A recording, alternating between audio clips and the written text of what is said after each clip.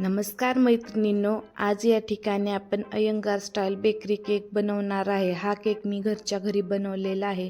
तुम्ही बघू शकता की किती मस्त असा स्पंजी बनवलेला आहे आणि हा केक अतिशय पौष्टिक बनलेला आहे। ह्याच्यामध्ये मी ना मैदा वापरला आहे, अजिबात मैद्याचा वापर केलेला नाही। ह्याच्यामध्ये व्हेजवाल्यांसाठी हा केक आहे, कारण जे नॉनव्हेज खात नाहीत, ज्यांना अंडं वगैरे चालत नाही का नाही, ते पण खाऊ शकतात, कारण मी इथं अंड्याचा बिलकुल वापर केलेला नाही।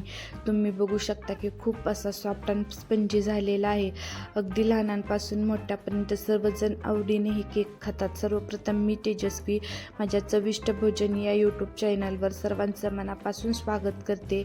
आज या ठिकाणी मी बेकरी स्टाईल कढईमध्ये हा केक रव्याचा बनवणार आहे। एकदम साधा आणि सोपा आहे, अगदी झटपट होणारा आहे आणि ह्याच्यासाठी मी क्रीमचा सुद्धा वापर केलेला नाही। आता चला आपण व्हिडिओला सुरुवात करू वेळ न घालवता। याचं प्रमाण बघू शकता की मी 1 वाटी रवा घेतलेला आहे, त्यानंतर 1 वाटीला थोडी कमी साखर घेतलेली आहे, त्यानंतर 2 चमचे दही घेतलेलं आहे। इथं मी 2 चमचे तेल घेतलेलं आहे, टूटी फ्रूटी घेतलेली आहे 1 छोटी वाटी, व्हॅनिला इसेन्स किंवा पायनॅपल इसेन्स तुमच्याकडे जो इसेन्स आहे तो घेऊ शकता कोणता पण एक। नंतर त्याच्यामध्ये मी बेकिंग सोडा आणि खायचा सोडा घेतलेला आहे। जो छोटा आहे तो खायचा सोडा आहे आणि त्याचं जे डबल प्रमाण आहे तो बेकिंग सोडा आहे। त्यानंतर मी अर्धी वाटी छोटीशी दूध घेतलेलं आहे। आपल्याला नंतर काय करायचं आहे, असं मिक्सरचं मोठं भांडं घ्यायचं आहे, त्याच्यामध्ये आपण जो 1 वाटी रवा घेतलेला होता का नाही, तो आता या मिक्सरच्या भांड्यामध्ये टाकायचा आहे। हा 1 वाटी रवा मी सुरुवातीला चाळणीमध्ये चाळून घेतला होता।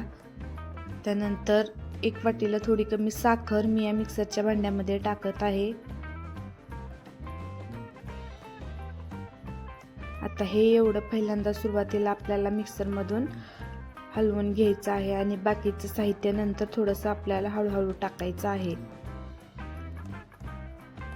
ही बघा आता बारीक झालेली आहे, थोडीफार साखर राहिली तरी ती नंतर मेल्ट होऊन जाते।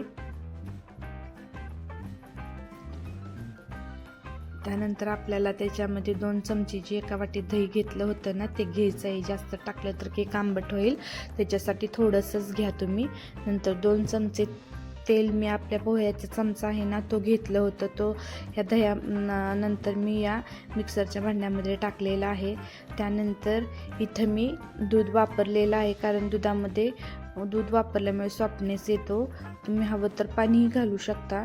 त्यानंतर मी इसेन्स वापरलेला आहे, इथं पायनॅपल इसेन्स। तुमच्याकडे व्हॅनिला इसेन्स किंवा दुसरा कोणता इसेन्स असेल तरी तुम्ही टाकू शकता। आता आपल्याला एवढं सगळं जे घेतलं आहे ते मिक्सरमधून फेटून घ्यायचं आहे। हे बघा खूप छान अशी आपल्याला इथं पेस्ट झालेली आहे। अशा पद्धतीनं थिकनेस ठेवायचा आहे। त्यानंतर आपल्याला हे एक असं केकचं भांडं घ्यायचं आहे, तुमच्याकडे नसेल तर तुम्ही पातेलं घेऊ शकता। सुरुवातीला मी इथं तेल टाकलेलं आहे आणि हे तेल सर्वत्र आपल्याला हाताने पसरून घ्यायचं आहे।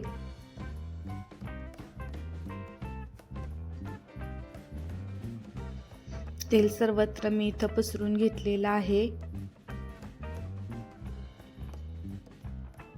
त्यानंतर आपल्याला काय करायचं आहे, इथं मैदा घ्यायचा आहे आणि मैदा सर्वत्र आपल्याला घासून घ्यायचा आहे, लावायचा आहे, त्याच्यामुळे काय होतं चिटकत नाही।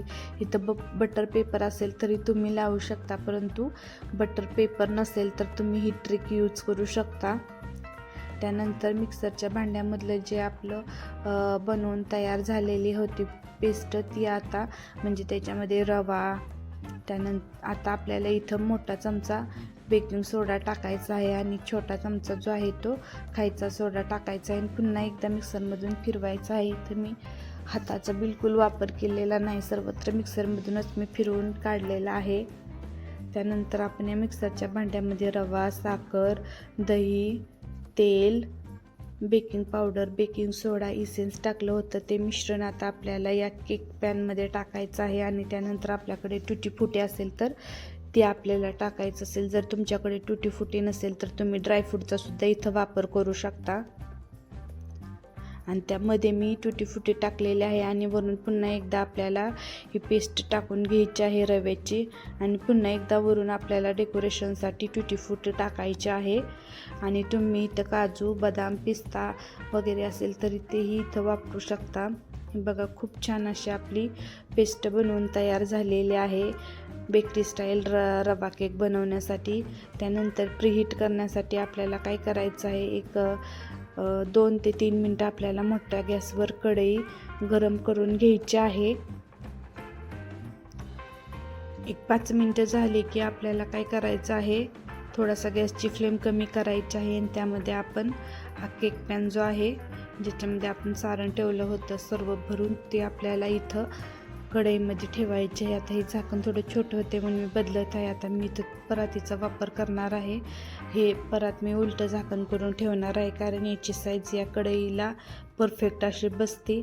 आणि हा केक आपल्याला 45 मिनिट हळू गॅसवर असाच ठेवायचा आहे. अधूनमधून आपल्याला चेक करायचं आहे का हा व्यवस्थित शिजत आहे का. तुम्ही बघू शकता की खूप छान असा शिजतो, एकदम स्पंजी आणि हाताला पण चिटकत नाही.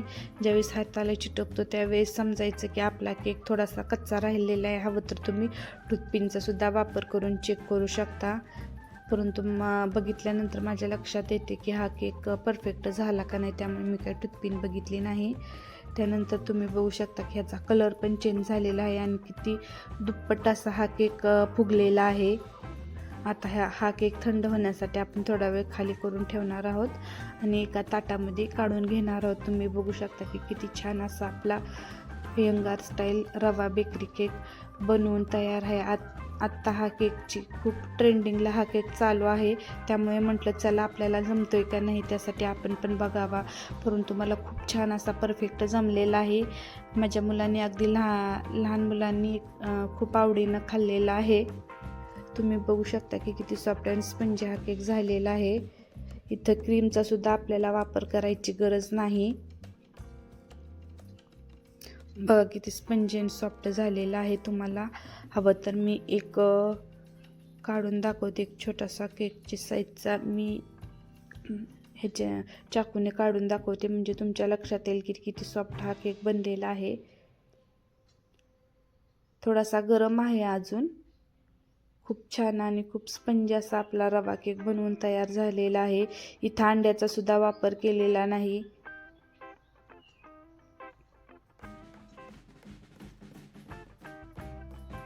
खूप हेल्दी असा हा केक बनवलेला आहे. मैद्याचा केकमुळे काय होतं, हेल्थचे खूप इश्यू होतात. लहान मुलांना पचायला हा केक चांगला नसतो, त्यामुळे लहान मुले ज्यावेळेस हा केक मागतील ना त्यावेळेस तुम्ही असा रवा केक नक्की बनवा. अगदी झटपट होणार आहे आणि अगदी सर्वजण लहानांपासून मोठ्यांपर्यंत हा केक आवडीनं खातील अशी मी गॅरंटी देते तुम्हाला.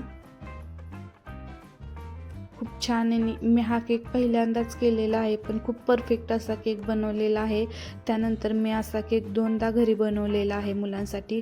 मुलं म्हणली की पहिल्या वेळेसचा केक त्यांना पुरला नाही, त्यानंतर मी दुसऱ्यांदा मुलांसाठी 2 ते 3 वेळेस पुन्हा एकदा मी केक केलता.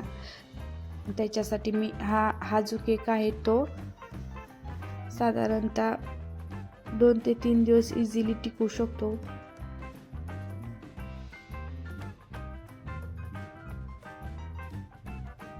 बघा किती छान असा केक बनलेला आहे. तुम्हाला आमचा व्हिडिओ कसा वाटला, आमचा व्हिडिओ आवडल्यास आमच्या चॅनलला लाईक शेअर कमेंट जरूर करा आणि तुम्हीसुद्धा या पद्धतीचा केक नक्की बनवा आणि तुमच्या मुलांना खायला घाला. ती मुलं आवडीनं नक्की खातील. धन्यवाद.